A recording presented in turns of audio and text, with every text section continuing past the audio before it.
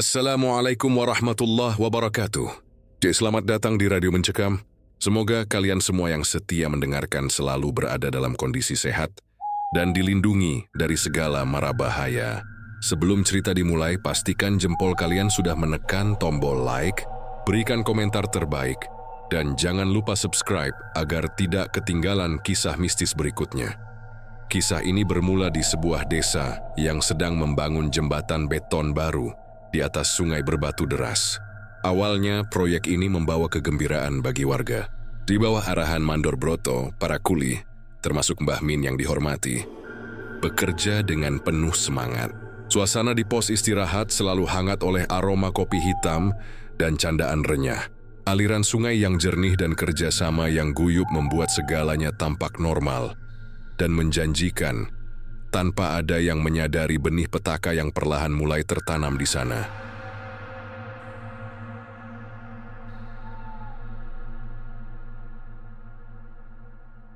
Suasana di sekitar bantaran sungai sore itu begitu tenang. Suara gemercik air yang menghantam batu kali bersahutan dengan dentang palu dan skop. Di bedeng kayu sederhana pinggir air, para kuli melepas lelah setelah seharian memeras keringat. Asap rokok lintingan membubung tipis berbaur dengan aroma pekat kopi hitam yang diseduh di gelas plastik.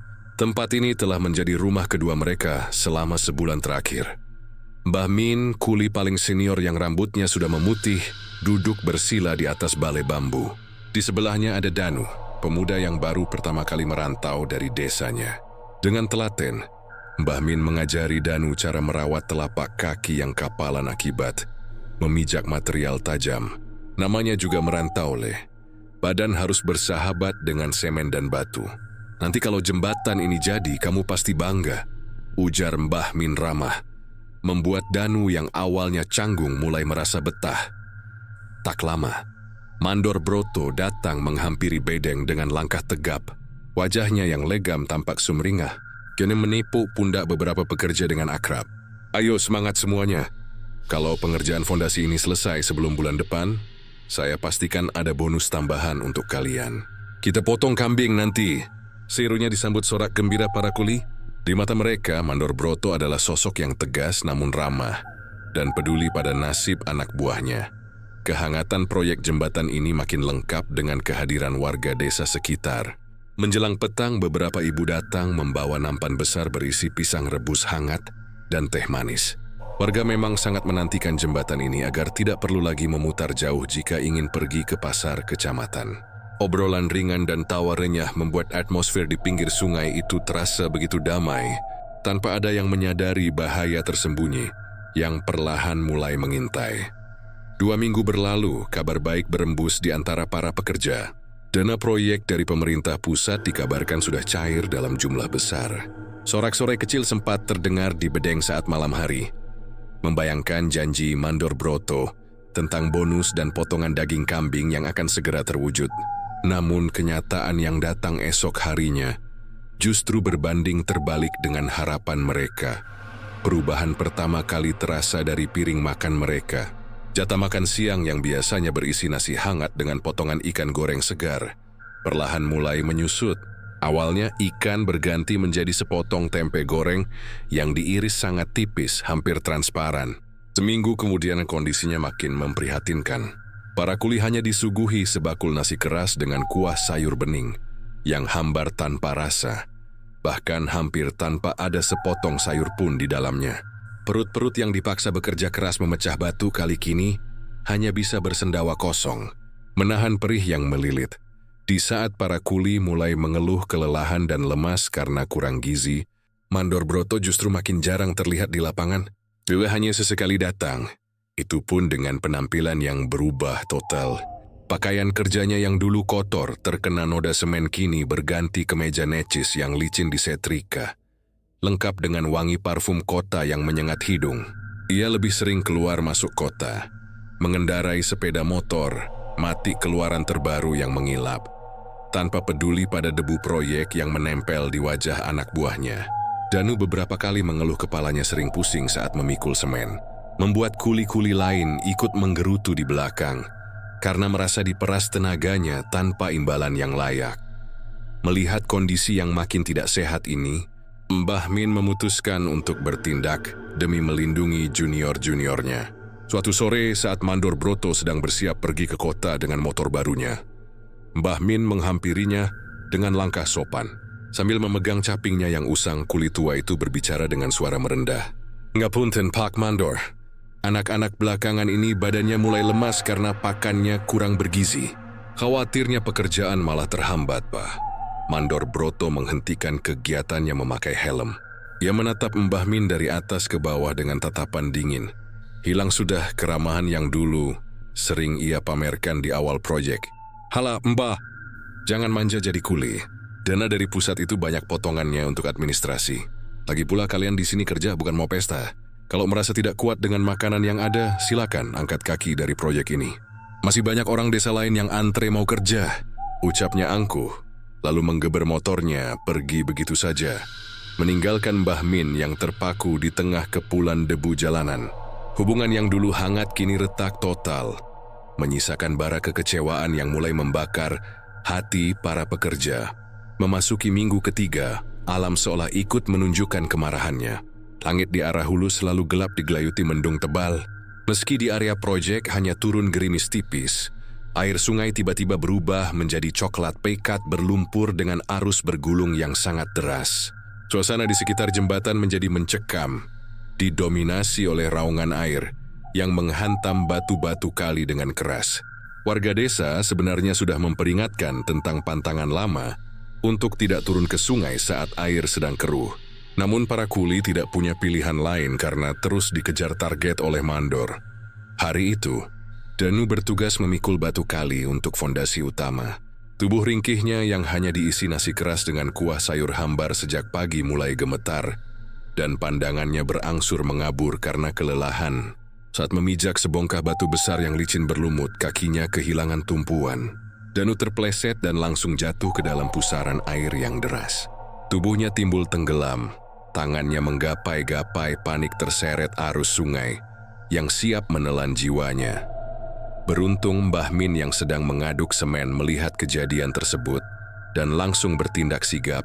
Tanpa memedulikan keselamatan dirinya, kuli tua itu menyambar sebilah bambu panjang di dekat bedeng dan menjulurkannya ke tengah sungai. "Pegang, Le. Pegang yang kuat," teriak Mbah Min membelah gemuruh air. Dengan sisa tenaga yang ada, Danu berhasil mencengkeram ujung bambu itu. Bersama kuli lainnya, Mbah Min menarik bambu tersebut sekuat tenaga, hingga Danu berhasil diseret ke daratan. Pemuda itu terkapar menggigil hebat sambil memuntahkan air keruh dari tenggorokannya. Di tengah situasi panik itu, langkah sepatu bot yang berat terdengar mendekat. Mandor Broto datang dengan payung hitam besarnya, bukannya menunjukkan rasa simpati atau menolong. Ia justru menendang keranjang material di dekat Danu dengan gusar hingga terpental. Wajahnya merah padam penuh amarah. "Dasar kuli lemah. Tidak tahu diri kalian ini. Kerja begitu saja pakai acara mau hanyut segala, bikin repot saja." Makinya dengan suara melengking mengatasi gemuruh sungai. Mbah Min mencoba melunakkan suasana dan membela, "Maaf Pak Mandor, Danu lemas karena badannya kurang fit." Namun, Mandor Broto langsung memotong dengan angkuh. "Halah, tidak usah banyak alasan. Mulai hari ini, gaji Danu saya potong setengah karena sudah memperlambat proyek. Dan ingat, kalau target besok sampai meleset gara-gara kejadian ini, gaji kalian semua yang akan saya potong." Mandor Broto kemudian berbalik pergi begitu saja menuju mobilnya, tanpa memedulikan kondisi anak buahnya. Ia meninggalkan para kuli yang terdiam 1000 bahasa, menatap punggung sang mandor dengan pandangan mata yang kini telah berubah menjadi dendam membara. Rasa kemanusiaan telah hilang dari tempat itu, digantikan benih petaka yang siap dipanen. Sejak kejadian hari itu, suasana di sekitar bantaran sungai berubah drastis. Ketenangan yang dulu dirasakan kini berganti menjadi rasa mencekam yang pekat. Setiap kali waktu menjelang maghrib, kabut tebal yang aneh mulai turun menyelimuti area proyek, membatasi jarak pandang hanya beberapa meter saja. Bersamaan dengan itu, suara air sungai yang menghantam batu kali tak lagi terdengar biasa. Bunyinya perlahan berubah, seolah-olah menyerupai suara bisikan ratusan orang yang sedang merintih kesakitan menahan dingin. Para kuli bergegas masuk ke dalam bedeng setiap kali matahari tenggelam, menuruti pantangan warga desa, untuk tidak berkeliaran di luar saat malam mulai menjemput. Suatu malam, Mbah Min terbangun karena menyadari cetok kesayangannya tertinggal di area tiang pancang utama yang belum sempat dicor semen. Dengan langkah pelan menembus kabut yang menusuk tulang, ia berjalan menyusuri jalan setapak. Namun langkahnya terhenti ketika melihat lamat-lamat seberkas cahaya obor di balik tumpukan besi tulangan jembatan. Mengendap-endap dengan penuh rasa ingin tahu, Mbah Min mendekat dan mendapati Mandor Broto sedang tidak sendirian. Di sana, sang mandor berdiri berdampingan dengan seorang lelaki tua misterius berpakaian hitam lamban yang tercium menyengat bau kemenyan, seorang dukun hitam. Mbah Min menahan napas di balik bayangan mesin molen, menajamkan pendengarannya di sela-sela desau angin malam. Suara serak Mandor Broto terdengar jelas penuh ambisi. "Bagaimana, Mbah? Apa penunggu sungai ini setuju? Saya sengaja tidak mengadakan acara selamatan desa supaya tidak repot," bisik Mandor Broto. Lelaki berbaju hitam itu terkekeh pelan. Suara tawanya terdengar kering dan mengerikan. "Mereka setuju, Broto. Tapi jembatan ini butuh tiang yang kuat, dan air sungai ini minta darah. Salah satu kulimu yang sudah lemas dan sakit-sakitan itu, serahkan dia sebagai tumbal terselubung saat pengecoran pilar tengah nanti. Maka jembatanmu akan kokoh selamanya, dan semua sisa dana proyek ratusan juta dari pusat bisa kau kantongi sendiri tanpa ada gangguan." Mendengar kalimat keji itu, jantung Mbah Min berdegup kencang seperti mau copot. Amarah dan rasa ngeri bercampur aduk di dalam dadanya. Mandor Broto ternyata tidak hanya serakah, melainkan sudah kehilangan seluruh sisa kemanusiaannya. Demi harta duniawi, dia rela menukar nyawa anak buahnya yang sudah diperas tenaganya demi memperkaya diri sendiri. Sambil mengepalkan tangan dan menahan napas dalam-dalam, Mbah Min mundur perlahan ke kegelapan malam. Di dalam hatinya yang paling dalam, ia bersumpah tidak akan membiarkan sebutir pun darah kuli tak berdosa tumpah di sungai itu. Permainan kotor telah dimulai, dan Mbah Min tahu ilmu kuno yang ia pendam selama ini harus segera dibangunkan untuk membalikkan keadaan. Malam-malam setelah mendengarkan percakapan, rahasia itu berlalu dengan rasa cemas yang terus menghantui Mbah Min. Setiap kali melihat Danu dan kuli-kuli muda lainnya bekerja dengan tubuh kepayahan, hati kuli tua itu teriris. Iya tuh, waktu mereka tidak banyak sebelum hari pengecoran tiba.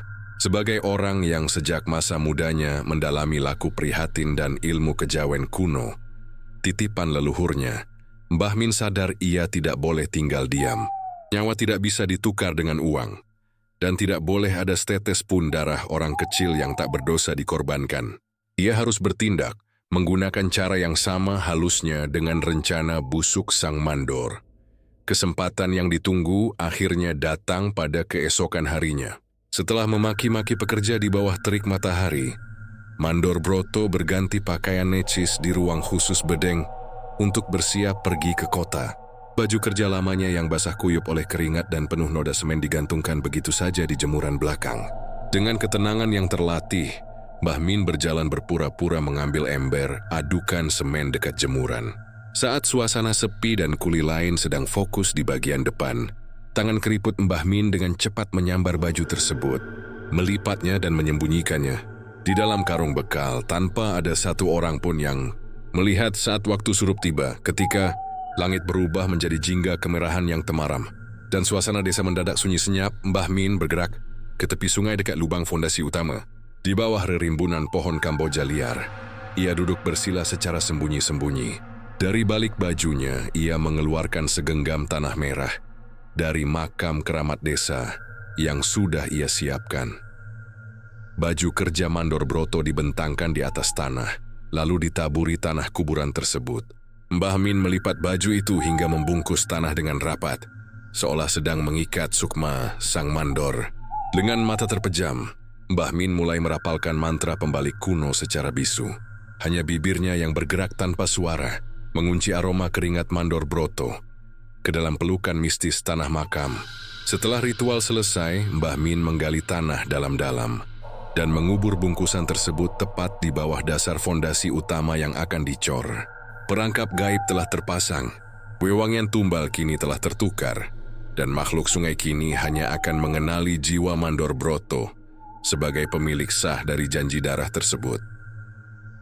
Keesokan harinya, sebuah perubahan yang tak kasat mata terjadi di area proyek. Denu yang awalnya pucat dan lemas, mendadak bangun tidur dengan tubuh yang terasa sangat segar. Begitu pula dengan kuli-kuli lainnya. Rasa lelah yang biasanya menggelayuti pundak mereka seolah menguap begitu saja. Mereka kembali bekerja memecah batu dan mengaduk semen dengan kekuatan penuh, tanpa lagi merasakan lapar yang menyiksa. Mbah Min yang melihat hal itu hanya tersenyum tipis penuh arti sembari terus mengayak pasir. Perangkap gaib yang ia tanam di bawah fondasi rupanya telah bekerja, mengalihkan seluruh energi perlindungan kepada para pekerja yang teraniaya. Sebaliknya, kondisi Mandor Broto justru berbalik 180 derajat. Pagi itu ia datang tidak lagi dengan gaya necis menunggangi motor barunya. Jalannya tampak limbung, wajahnya pucat pasi dengan kantung mata hitam yang menggantung dalam. Gejala aneh mulai menyerang fisiknya sejak matahari terbit. Mandor Broto dihantui rasa haus yang luar biasa dahsyat. Ia terus-menerus menenggak air dari botol kemasan, bahkan langsung meminum air galon di bedeng, hingga tumpah-tumpah membasahi kemejanya. Namun sebanyak apapun air yang masuk, tenggorokannya tetap terasa kering, perih, dan panas menyengat seperti sedang menelan bara api. Ketakutan Mandor Broto makin memuncak ketika ia mencoba melangkah mendekati area jembatan untuk memeriksa tiang pancang tengah. Baru beberapa langkah menapak di atas papan titian, langkah sepatunya mendadak terhenti. Matanya terbelalak menatap ke bawah. Di penglihatannya, air sungai yang coklat berlumpur itu tiba-tiba berubah menjadi cairan merah pekat yang kental, bergolak layaknya darah segar yang baru tumpah. Bersamaan dengan itu, dari dalam pusaran air berlumpur terdengar suara Paro yang mendesir, memanggil namanya dengan nada menuntut. "Broto, kemari Broto." Mandor Broto berteriak histeris melempar papan dadanya dan mundur mencicit hingga terjatuh di atas tanah berlumpur. Tindakan aneh sang Mandor tentu saja menjadi tontonan para pekerja. Bisik-bisik sosial pun mulai menyebar dengan cepat di antara para kuli saat waktu istirahat di pos ronda proyek. "Kamu lihat Mandor Broto tadi? Seperti orang gila, ketakutan melihat air sungai," bisik salah satu kuli. Denu menimpali. "Iya, akhir-akhir ini dia sering bicara sendiri. Mungkin kena kualat karena memotong jatah makan kita." Sementara desas-desus makin liar, Mbah Min hanya menatap jembatan dari kejauhan. Ia tahu sang penghuni sungai tidak akan melepaskan aroma yang terkubur di fondasi. Waktu penagihan utang nyawa sudah makin dekat. Malam puncak yang menentukan akhirnya tiba. Jadwal pengecoran untuk pilar tengah jembatan tidak bisa ditunda lagi. Meskipun alam seolah-olah menolak keras aktivitas manusia di sana. Langit malam itu pecah oleh hujan deras yang mengguyur tanpa ampun. Diselingi kilatan petir yang menyambar bergantian, menerangi kegelapan sesaat sebelum menyisakan gemuruh suara sungai yang mengamuk hebat di bawahnya. Bunyi mesin molen semen yang menderu beradu dengan raungan air berlumpur. Namun di tengah hiruk-pikuk malam yang pekat itu, fokus teror sebenarnya tertuju pada satu orang, Mandor Broto. Kondisi sang Mandor sudah benar-benar diambang kegilaan. Teror bisikan parau dari bawah air tak pernah berhenti merongrong isi kepalanya selama berhari-hari. Membuat jiwanya retak, berakhir bahwa penderitaan dan rasa haus membakar di tenggorokannya akan segera berakhir jika makhluk sungai mendapatkan tumbal yang ia janjikan. Mandor Broto nekat berjalan sendirian menembus guyuran hujan menuju ke tengah jembatan darurat. Dengan mata melotot liar dan tubuh gemetar, ia bermaksud memastikan Danu atau kuli lain yang ia targetkan malam itu segera tergelincir masuk ke dalam air.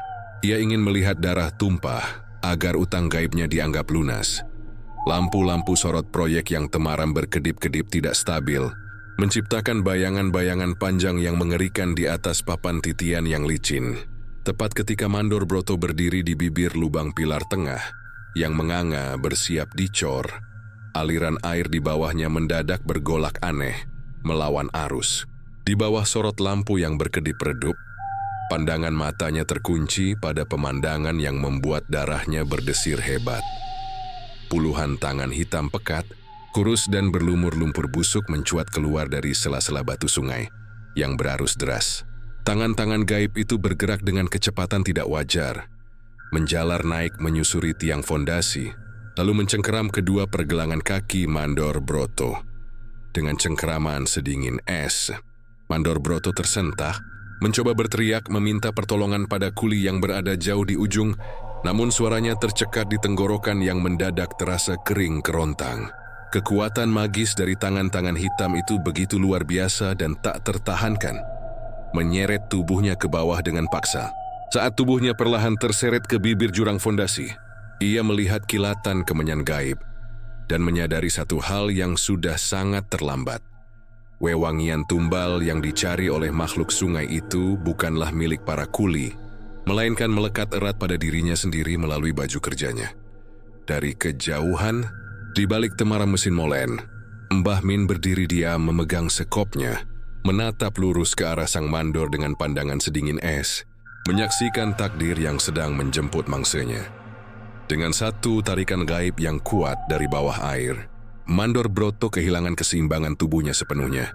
Pekikan terakhirnya tertelan oleh deru badai malam saat tubuhnya terlempar dan jatuh tepat ke dalam lubang pilar utama jembatan. Di dasar lubang itu, adukan semen basah yang sangat pekat baru saja ditumpahkan oleh mesin molen. Tubuh Mandor Broto langsung ambles tenggelam ke dalam cairan abu-abu kental yang dingin. Ia berusaha merontak, namun semen itu seolah memiliki cengkeraman hidup yang mengunci seluruh gerakannya. Dalam hitungan menit yang terasa magis, adukan semen tersebut mengeras dengan kecepatan tak wajar akibat hawa dingin gaib dari sungai. Napasnya terhenti, dan tubuh serakah Mandor Broto tertanam selamanya di dalam kegelapan beton yang membatu. Keesokan harinya, gemparlah seluruh area proyek dan desa sekitar. Mandor Broto dinyatakan hilang secara misterius. Sepeda motor matic barunya masih terparkir di dekat bedeng. Namun sang pemilik tak pernah ditemukan.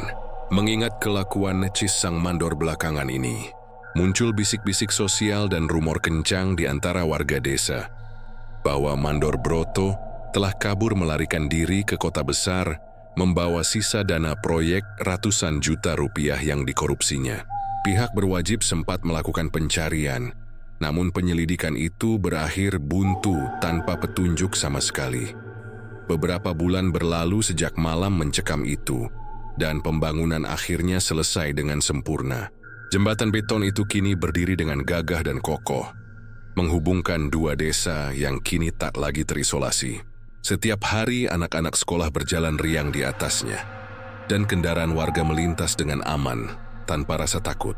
Namun di balik kemegahan fasilitas baru tersebut, sebuah rahasia kelam terkubur rapat di dasar sungai.